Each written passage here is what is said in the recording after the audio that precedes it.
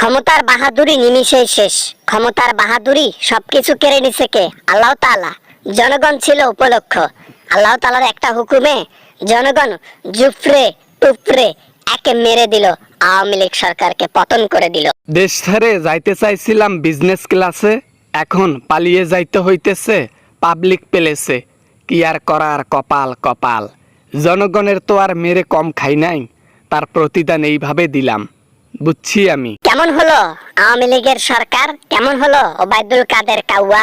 কাউয়া, তোর বংশের ঠিক আছে, তোর মা একটা, তোর বাবা একাধিক। এতগুলা বাবা যে তোর মা নিতেই পারে নাই, তার ফাঁক থেকে তুই জন্মগ্রহণ করেছিস। থাক ভাই, আমাকে গালি দিলে দাও, আর আমার মা বাবাকে গালি দিও না ভাই, প্লিজ। দয়া করে এই কাজটা করিও না, ভাল লাগে না। আমি বুঝতে পারছি এটা পতনের পর, ঠিক আছে? আর গালিগালাজ করিও না প্লিজ। জনগণের খুশিটা দেখেছিলি? বাংলাদেশের মধ্যে মনে হয় এরকম উৎসব আর কখনো পালন হয় নাই। ঈদ যেরকম করে উদযাপন করে মুসলমান, ঠিক ওইভাবে মিষ্টি বিলাইছে কালকে আপনাদের পদত্যাগে, আপনার পালানোর জন্য। আপনাকে গালি দিলেও মন ভরে না আমার। সব কিছুই হাসিনা মাগি, আল্লাহ মারে তালা কিনা তো কি বলে ফেলাইলাম। আচ্ছা যাই হোক, ওর জন্যই আজকে এই অবস্থা। না হলে রাজকীয়ভাবে আজকে আমরা সেইখানে থাকতাম যেখানে আমরা রাজকীয়ভাবে থাকতাম। যাক, অবশেষে দেশের মধ্যে শান্তি ফিরল। অবশেষে আওয়ামী লীগকে উৎখাত করা হলো। আগামী মনে হয় 500 বছরেও আওয়ামী লীগের নাম কেউ মুখে নেবে না। দলকে অসম্মানিত করলেন আপনারা, দলকে চোর বানাইছেন আপনারা। শুধুমাত্র আপনাদের কারণে আজকে আওয়ামী লীগ মাটির সাথে ধুলোর সাথে মিশে গেল। তোর মতো কাউয়াকাদের প্রবাসে যেখানেই যা, সবখানে কিন্তু বাংলাদেশের লোক আছে।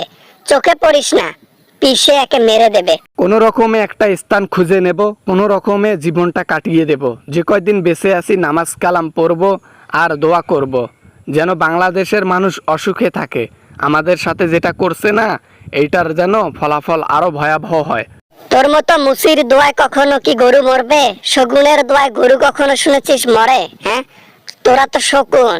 তোরা মাংসর লোভে যেভাবে মানুষকে কষ্ট দিয়েছিস, এই কষ্ট নিজে ভোগ কর। এটা আল্লাহ তাআলার দেখানো একটা শাস্তি।